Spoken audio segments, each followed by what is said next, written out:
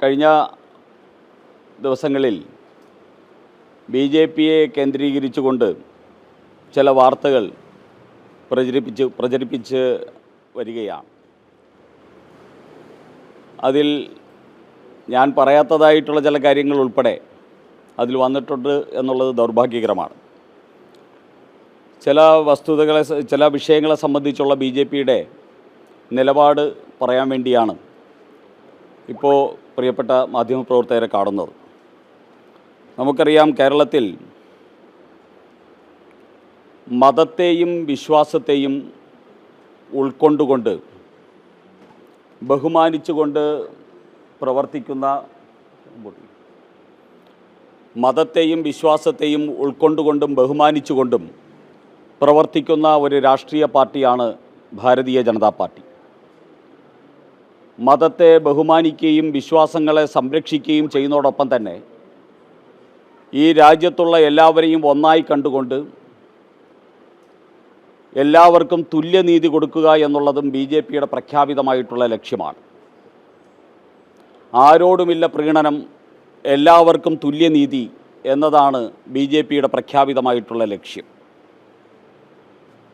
ആ രീതിയിൽ പ്രവർത്തിക്കുന്ന ഒരു രാഷ്ട്രീയ പാർട്ടി എന്ന നിലയിൽ ഈ രാജ്യത്തിലെ 140 കോടി ജനതയുടെ ക്ഷേമവും ഐശ്വര്യവും അവരുടെ ഉയർച്ചയുമാണ് BJPയുടെ ലക്ഷ്യം.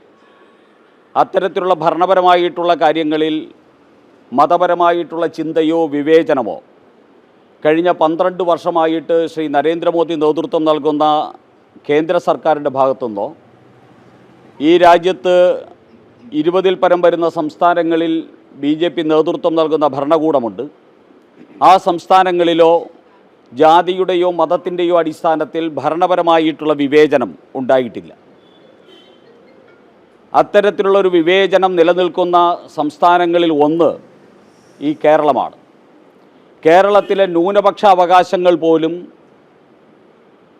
80:20 എന്ന നിലയിൽ വിവേചിച്ച് നൽകുന്ന ഒരു വിവേചനം ഈ കേരളത്തിൽ നിലനിൽക്കുന്നു. പക്ഷേ BJP ഭരിക്കുന്ന ഒരു സംസ്ഥാനങ്ങളിലും അത്തരത്തിലുള്ള വിവേചനങ്ങൾ നിലനിൽക്കുന്നില്ല. മുനമ്പം വിഷയം ഉയർന്നു വന്നപ്പോഴും മതപരമായിട്ടുള്ള വിവേചനമാണ്. മതേതരത്വത്തെക്കാൾ ഇവിടെ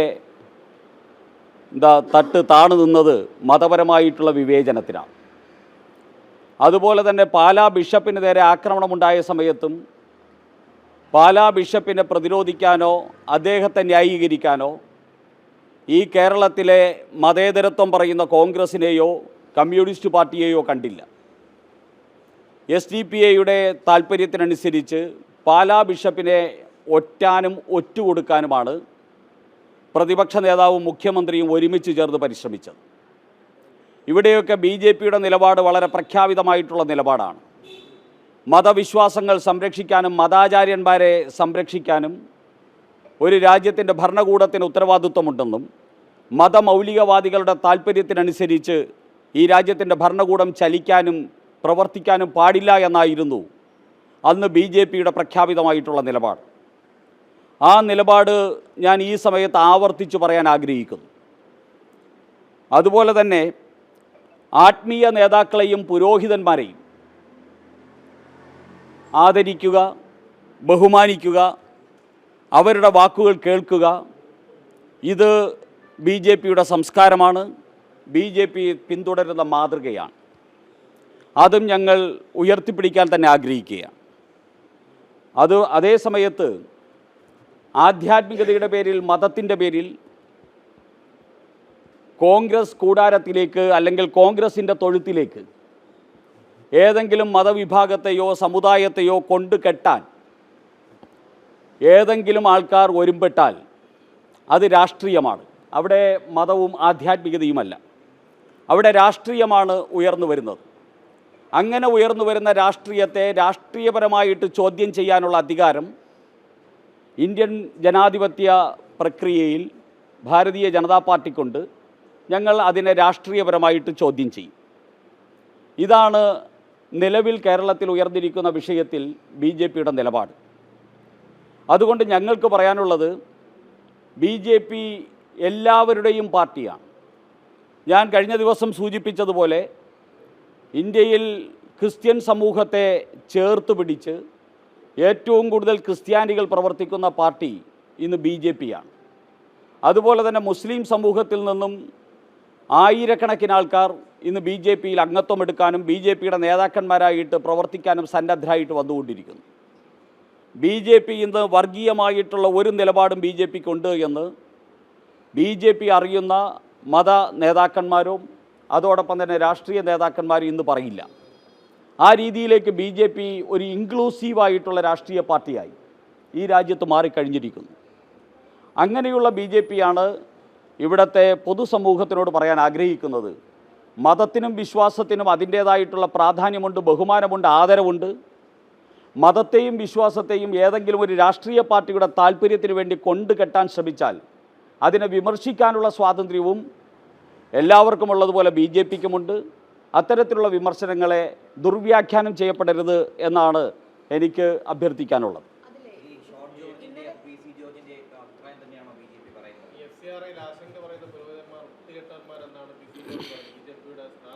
ഷോൺ ജോർജ് പറഞ്ഞത് ഒരു മാധ്യമ സ്ഥാപനത്തിനെതിരായിട്ടാണ്. ആ മാധ്യമ സ്ഥാപനം എഴുതുന്നതും പറയുന്നതും ഒരു മതത്തിലെ ഒരു പ്രത്യേക വിഭാഗത്തിൻ്റെ അഭിപ്രായമാണ് എന്ന ദുർവ്യാഖ്യാനം ഇവിടുത്തെ കോൺഗ്രസ്സുകാരും കോൺഗ്രസ്സിനോട് താല്പര്യമുള്ള ചില മാധ്യമങ്ങളും കാണിക്കുന്നുണ്ട്. അങ്ങനെ ദുർവ്യാഖ്യാനം നടത്താൻ പാകത്തിൽ രാഷ്ട്രീയ താല്പര്യം വെച്ച് മതത്തിൻ്റെ പേരിൽ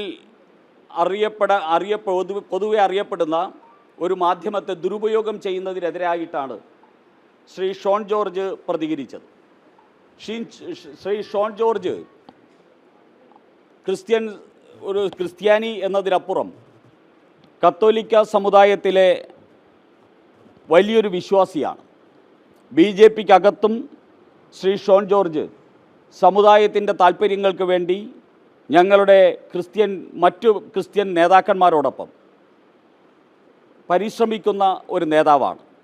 അദ്ദേഹത്തിൻ്റെ മതത്തെക്കുറിച്ചും അദ്ദേഹത്തിൻ്റെ മതത്തിൻ്റെ പേരിൽ ദുഷ്പ്രചരണം നടത്തുന്ന ഒരു മാധ്യമത്തിനെതിരെയും പ്രതികരിച്ചത് അത് ഞാൻ നേരത്തെ പറഞ്ഞത് പ്രകാരമാണെങ്കിൽ അത് പ്രതികരിക്കാനുള്ള സ്വാതന്ത്ര്യം ഷോണിനുണ്ട്. ഷോണ് അദ്ദേഹത്തിൻ്റെ ആ സ്വാതന്ത്ര്യം, ജനാധിപത്യ രീതിയിലുള്ള ആ സ്വാതന്ത്ര്യമാണ് നിർവഹിച്ചിട്ടുള്ളത്.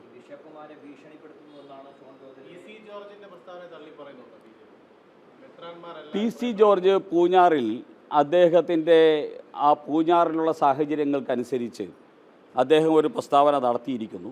അത് അദ്ദേഹത്തിൻ്റെ പ്രാദേശികമായിട്ടുള്ള സാഹചര്യത്തിൻ്റെ അടിസ്ഥാനത്തിൽ നടത്തിയൊരു പ്രസ്താവനയായിട്ടാണ് എനിക്ക് തോന്നുന്നത്. അതിനെ സംബന്ധിച്ച് നിങ്ങൾക്ക് എന്തെങ്കിലും വിശദീകരണം ആവശ്യമുണ്ടെങ്കിൽ അദ്ദേഹത്തിനോട് തന്നെ എത്ര വട്ടം വേണമെങ്കിലും നിങ്ങൾക്ക് വിശദീകരണം ചോദിക്കാവുന്നതാണ്. അതിനെ സംബന്ധിച്ച് അദ്ദേഹം നിങ്ങളോട് വിശദീകരിക്കും. ഞാൻ വളരെ വ്യക്തമായിട്ട് പറഞ്ഞല്ലോ. PC ജോർജ് സാറ് പറഞ്ഞതിനെ സംബന്ധിച്ച് അദ്ദേഹം അവിടുത്തെ പ്രാദേശിക ഘടകങ്ങളുടെ അടിസ്ഥാനത്തിൽ പറഞ്ഞതാണ്. അത് അദ്ദേഹത്തിനോട് വിശദീകരണം ചോദിക്കുക. അതിനെ സംബന്ധിച്ച് പാർട്ടി ഒരു വിശദീകരണം നൽകാൻ ഉദ്ദേശിക്കുന്നില്ല. അതേ സമയത്ത് പാർട്ടിയുടെ നിലപാട് സുവ്യക്തമാണ്. അത് ഞാനിവിടെ സൂചിപ്പിച്ചു കഴിഞ്ഞു.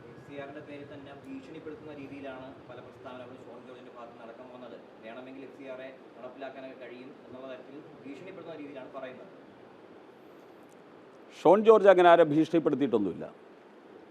ഷോൺ ജോർജ് അദ്ദേഹത്തിൻ്റെ മനസ്സിൽ തോന്നിയത് രാഷ്ട്രീയപരമായിട്ടുള്ള ഒരു വിമർശനം എന്ന നിലയിൽ വിമർശിക്കുകയായിരുന്നു ഉണ്ടായത്.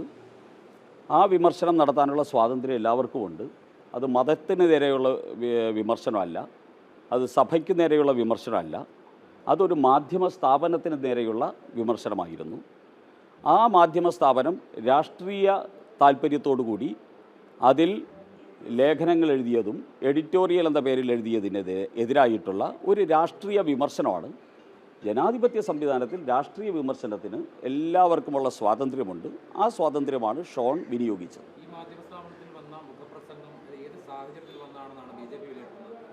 അത് അവരുടെ രാഷ്ട്രീയ താല്പര്യത്തിൻ്റെ സാഹചര്യത്തിൽ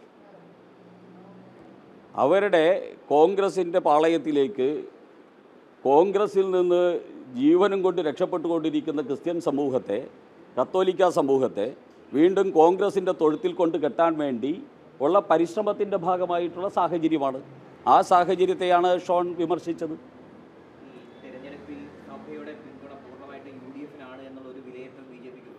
അല്ലല്ലോ, ഞങ്ങൾക്ക് 10,000-കണക്കിന് സഭാ അംഗങ്ങൾ, സഭയുടെ മേലധികാരികൾ ഉൾപ്പെടെ, ബഹുമാന്യരായിട്ടുള്ള മെത്രാന്മാരുൾപ്പെടെയുള്ളവർ BJPയെ അതാത് സ്ഥലങ്ങളിൽ വളരെ ക്രിയാത്മകമായിട്ട് ഞങ്ങൾക്ക് പിന്തുണ നൽകുന്നുണ്ട്. ഞങ്ങൾക്ക് കേരളത്തിൽ ആദ്യത്തെ MP-യെ കിട്ടിയതും, ഞങ്ങൾക്ക് കേരളത്തിൽ ആദ്യത്തെ MLA-യെ കിട്ടിയതും, ഞങ്ങൾക്ക് കേരളത്തിൽ ഒരു മേയറെ ജയിപ്പിക്കാൻ സാധിക്കുന്ന രീതിയിൽ തിരുവനന്തപുരത്ത് വന്നതും, ഞങ്ങൾക്ക് കേരളത്തിൽ BJPക്ക് നിരവധി സ്ഥലങ്ങളിൽ ഞങ്ങൾക്ക് വോട്ട് വർദ്ധിപ്പിക്കാനും ഒക്കെ കാരണമായതിൽ ഒരു വലിയ ഘടകം ഇവിടുത്തെ ക്രിസ്ത്യൻ സഭാ വിശ്വാസികളുടെ വോട്ടുണ്ട് എന്ന് വിശ്വസിക്കുന്ന ഒരു പാർട്ടിയാണ് BJP. അതുകൊണ്ട് അത്തരത്തിലുള്ള അഭിപ്രായമൊന്നും BJPക്കില്ല.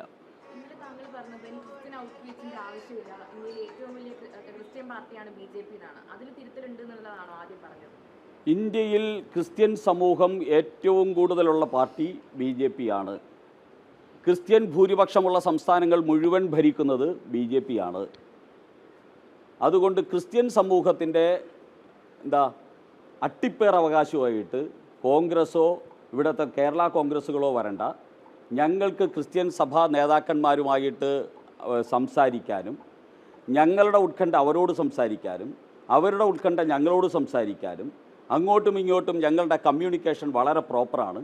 ഇന്ത്യൻ പ്രധാനമന്ത്രി മുതൽ പാർട്ടിയുടെ സാധാരണ പ്രവർത്തകർക്ക് വരെ എല്ലാ ക്രിസ്ത്യൻ സഭകളുമായിട്ട് നല്ല ബന്ധമുണ്ട്. അതോടൊപ്പം തന്നെ സാധാരണ ക്രിസ്ത്യാനി മുതൽ മെത്രാപ്പൊലീത്ത വരെയുള്ള ക്രിസ്ത്യൻ മതമേലധ്യക്ഷന്മാർക്കും ഒക്കെ BJPയുടെ നേതാക്കന്മാരുമായിട്ടും ഇന്ത്യൻ പ്രധാനമന്ത്രിയുമായിട്ട് പോലും നല്ല ബന്ധമുണ്ട്. അതുകൊണ്ട് ഞങ്ങൾക്കിടയിൽ ഒരു കമ്മ്യൂണിക്കേഷൻ ഗ്യാപ്പുമില്ല. ഞങ്ങളിലേക്ക് ക്രിസ്ത്യൻ സഹോദരന്മാർ 10,000-കണക്കിന് വന്നുകൊണ്ടിരിക്കുകയാണ്. ഞങ്ങളിലേക്കാണ് ഇന്ന് ക്രിസ്ത്യാനികൾ ഏറ്റവും കൂടുതൽ വരുന്നത്. അതുകൊണ്ട് തന്നെ ക്രിസ്ത്യൻ സമൂഹത്തെ ചേർത്ത് പിടിക്കുന്ന പാർട്ടി ഇന്ന് BJPയാണ്. അതാണ് ക്രിസ്ത്യൻ സമൂഹത്തിന് മുൻതൂക്കമുള്ള എല്ലാ സംസ്ഥാനങ്ങളും താമര ചിഹ്നത്തിൽ 1 അല്ല 2 അല്ല 3 പ്രാവശ്യം വരെ ഭരിക്കുന്ന സംസ്ഥാനങ്ങളാണ് ക്രിസ്ത്യൻ സംസ്ഥാനങ്ങളിൽ പലതും. അതതിൻ്റെ ഒരു ഉദാഹരണമാണ്.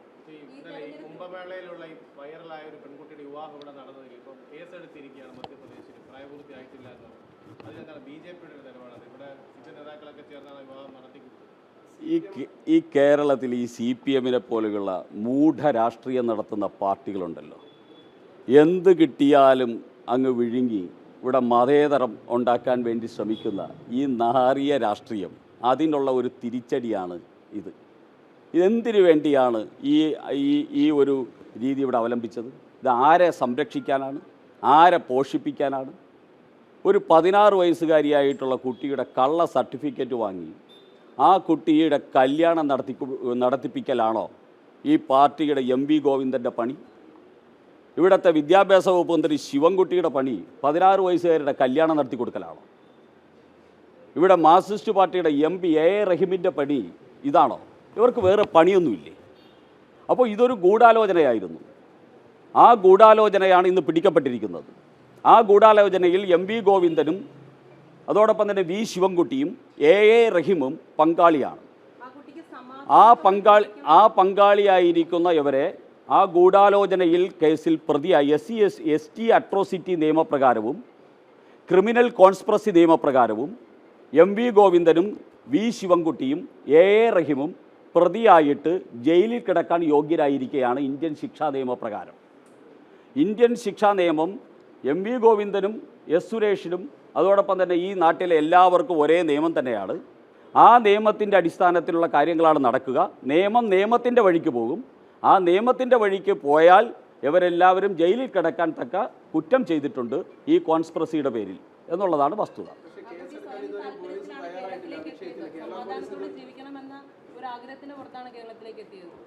അങ്ങനെ വരുന്ന കൊച്ചുകുട്ടികളെ കേരളത്തിൽ വന്നാലും മധ്യപ്രദേശിൽ വന്നാലും അങ്ങനെ വരുന്ന കൊച്ചുകുട്ടികളെ എന്താണ് ചെയ്യേണ്ടതെന്ന് അറിയില്ലേ? നിയമം അറിയില്ലേ? MP ഗോവിന്ദനോട് അത് പഠിപ്പിച്ചു കൊടുക്ക്. അല്ല, എൻ്റെ അഭിപ്രായത്തിൽ മലയാളം TV MP ഗോവിന്ദന് 16 വയസ്സുകാരിയായിട്ടുള്ള കുട്ടി വന്നു കഴിഞ്ഞാൽ കല്യാണം കഴിപ്പിച്ച് കൊടുക്കുകയല്ല നിങ്ങളുടെ ഉത്തരവാദിത്വം. ആ കുട്ടിയെ സുരക്ഷിതമായി രക്ഷിതാക്കളുടെ കയ്യിൽ എത്തിച്ചു കൊടുക്കലാണ് ഒരു സാമാന്യ ബോധമുള്ള പൗരൻ ചെയ്യേണ്ടതെന്ന് എം വി ഗോവിന്ദനോട് പറഞ്ഞു കൊടുക്കുക.